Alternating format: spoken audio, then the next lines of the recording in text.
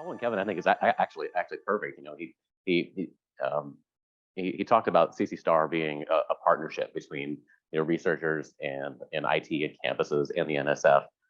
So my talk is really going to focus on selling the value of your campus cyber infrastructure to that other leg back to your campus and your various stakeholders.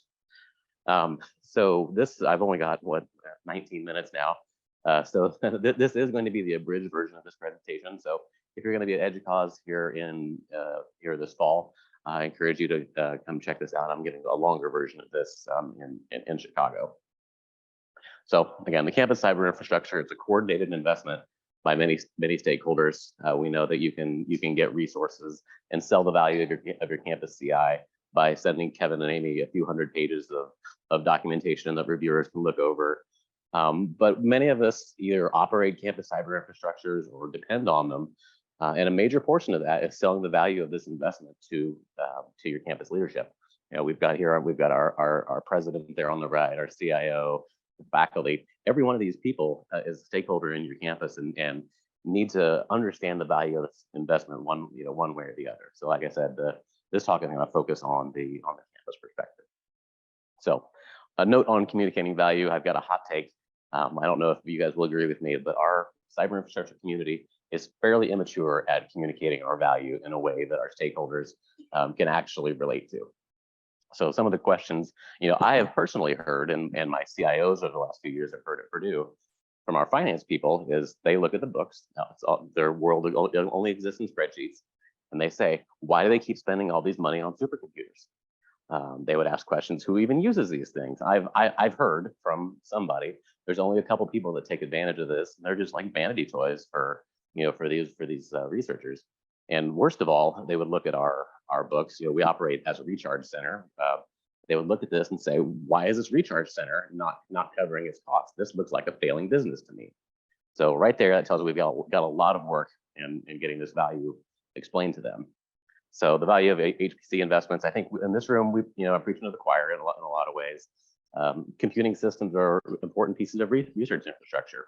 They're no different in many ways than wind tunnels, electron microscopes, even enterprise IT. These are things that our administrators need to make choices between. Am I going to build that wind tunnel for my aerospace engineers, or am I going to invest money in the data center to hold our supercomputers? These are all the trade-offs. And how do we demonstrate that the computational resources is as good of an investment? So step one, you have to know your stakeholders. Know exactly which stakeholders that you're communicating to. How to convey the message in a way that resonates with them, and most important, like what is important at the institution at that particular moment in time. So many of the personas that you interact with in conveying value all are different. They all have different motivations. Faculty members, their motivations are getting that next grant, getting that publication, getting their students graduated. Deans and heads and chairs, in a lot of ways, they don't want the faculty yelling at them. The provost values student outcomes. The VP for research wants, research expenditures to go up. The CFO wants to look at that spreadsheet. You feel good about it. And depending on how you're structured in your research computing group, if you're under the CIO oftentimes is motivated by contributing to the mission of the university, not just being a cost center for administrative tasks. So step two, and I've learned over the last couple of years that many setters don't have a good set of metrics. Step two is to have quantitative center metrics to tell your story. I have a lot, and again, based on the interest of that particular stakeholder, based on the context of the time. So I have a lot more of these slides because I think they're kind of a fascinating look back through history as to the story we've been telling at Purdue based on the winds of change in different administrations. So these are some of the highlights. Purdue got our first CIO in 2001 or so. Jim Bottom came over from NCSA, and one of the reasons he came in here to Purdue was the faculty and the administration said, we don't have nearly enough supercomputing capacity. What we have is old and it's way too expensive. So the first couple of years we would have charts like this that would show how we've invested in capacity and how the cost per unit of that capacity has gone down. So a few years later, okay, great. You've shown that you've developed capacity. But then the administrator is like, well, is it well used? Are you being good stewards of these resources? Are the faculty take advantage of it? So we would show these lovely up and to the right charts. And here's my here's my one connection, so I can say that this fits in at HTC23. You can see Condor on our graph back there when, as Brian said, I was being the Condor guy. So we see a lot of great growth in the number of hours and the number of users taking advantage of the cyber infrastructure. But at the end of the day, the CFO doesn't care about any of this stuff. He doesn't necessarily care how many CPU hours or any of that stuff gets done. The CFO wants to know how cost effective is this. So we can show him when he's asking these types of questions, what's the dollar value per unit of thing that you're providing. There's a couple variations on this in my longer talk that would compare our investment to cloud resources, because that's a common CFO question. Why don't we just do this, farm this all out to Amazon? So we can see, actually, we can see Moore's law in action here, showing the cost per unit of compute going down over time. And then to the faculty, we show them the net costs out of their wallet. Being a condo program, this is that's the most important thing. What are they going to spend out of their accounts? And then finally to the CIO and the CFO, they want to know that we're not just taking a recurring check every year and buying the supercomputers, but instead we can show them that we have a clear idea of when our demand and our usage reaches our capacity. We know when we've sold all the resources and when it's time to build the next resource. So I can forecast this out into 2026, 2028, knowing when we're going to run out of capacity and start that next procurement cycle. Faculty and academic leaders, they recognize that cyber infrastructure is an important thing to their ability to train students. So we can track the number of degrees that are awarded to our students year over year. And I was blown away pulling this chart together a couple years ago, seeing that nowadays 25% of Purdue's graduated PhDs use HPC during their tenure, getting their degree. So if you pitch that as the opposite, what would it mean if we couldn't train 25% of our graduating PhDs by not having appropriate cyber infrastructure? And the academic leadership, that's absolutely true. And that resonated surprisingly well with the CFO even. And then finally, at the end of the day, they like the spreadsheet. We were able to show them that some of those questions about are you just lighting money on fire here? Who's using these things? We can show them that at $5 million of general funds, we had 63x multiple on research expenditures that our HPC users brought in. Step number 3, get testimonials. I'll skip through this kind of fast, but I think it's important to not underestimate the power of qualitative data. And we heard a couple of the talks yesterday that I think were great, and some of the themes that we talk about in here fit in the substance of those presentations as well. So before we started our condo program, this was a literal quote from a faculty member that we tried to get in there. That would rather remove his own appendix with a spork than let us run his research computers. And when Jerry McCartney, our CIO, retired a couple of years ago, his retirement invites had a picture of a spork on them, and he told this story at his retirement. But at the end of the day, that spork faculty member did actually buy in, and he never took us up on his offer for a refund. But many of the things that you have to pitch your value on can come out of testimonials. We always hear that the quality of your cyber infrastructure is important to recruit and retain faculty members. Here we had a faculty member came in probably less than 10 years ago, that the quality of our cyber infrastructure figured in our ability to recruit him. And he's now a named full professor at Purdue and one of our largest users. Your absolute top faculty members, many times they can talk about the value of your CI as critical to their needs. Dr. Francisco here, who actually I think he went to Nebraska, was a dean, and then I forget where he is nowadays. He's not at Purdue anymore, but he was named to the National Academies of Science and was willing to go on the record as saying that our high performance computing resources are one of the things that made that possible. And then some of the things we heard yesterday. The things that you like, what do I want to do? What could I do if I had all the resources in the world? These faculty members have talked about the community clusters being the way to enable the impossible. But then finally, the last little bit I'm going to talk about here for my last few slides is a qualitative model that I developed recently on the value proposition of CI investments.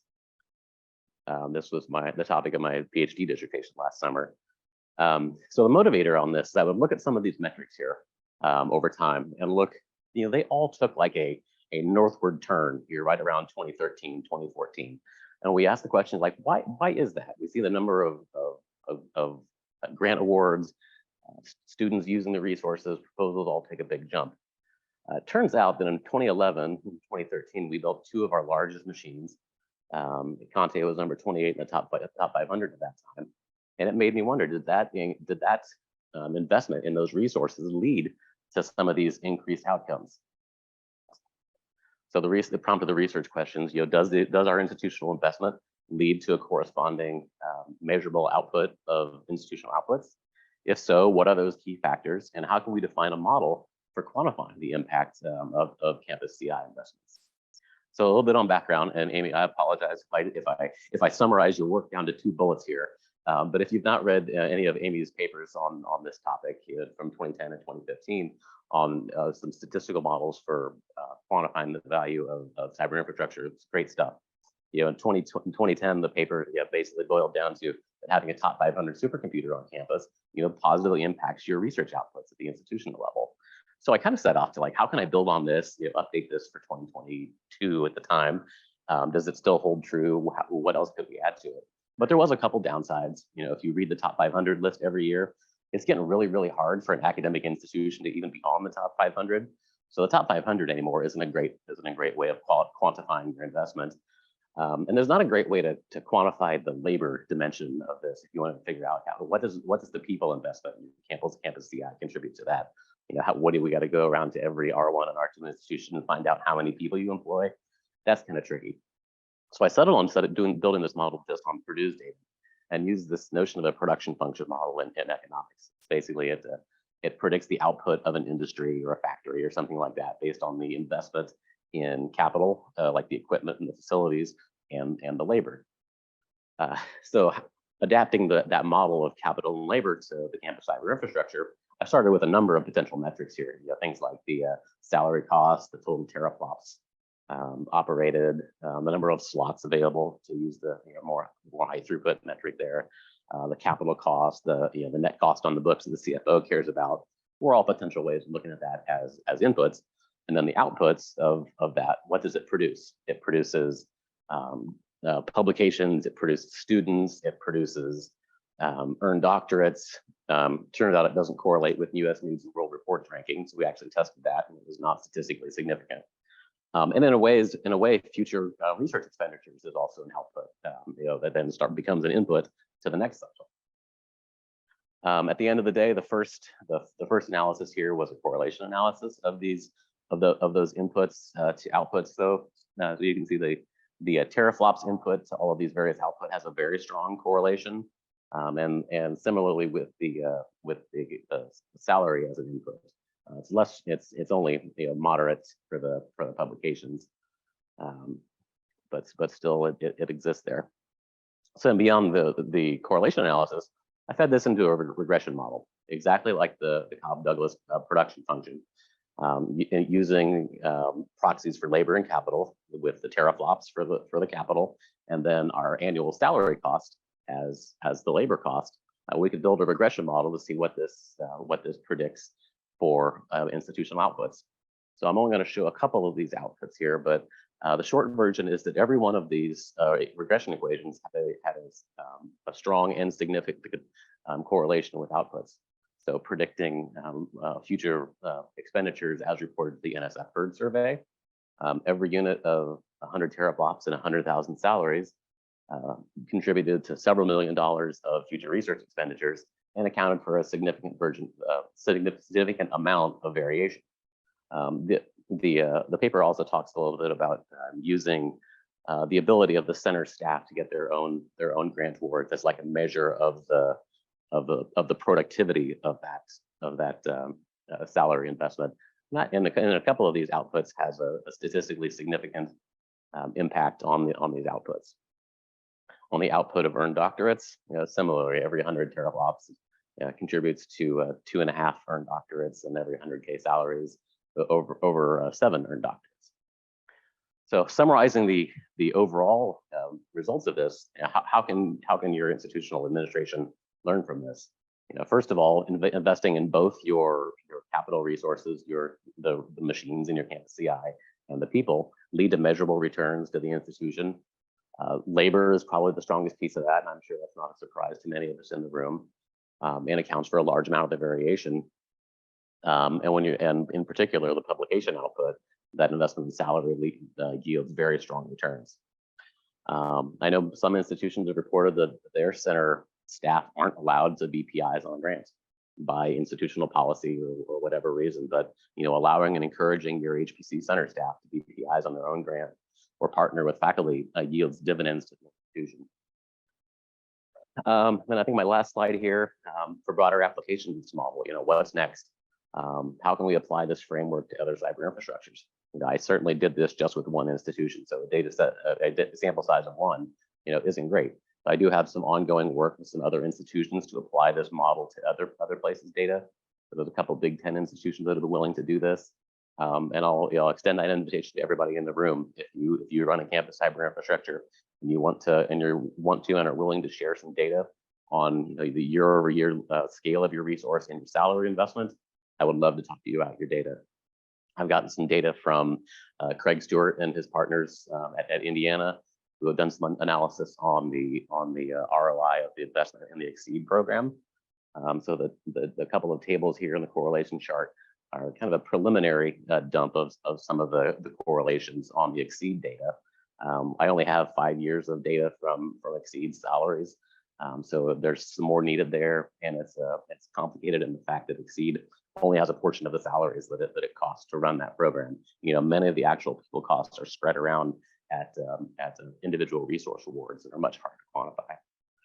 So I guess maybe for this room, as I wrap up, the open question is for how could we adopt this model for OSG? What's a good proxy for capacity over time?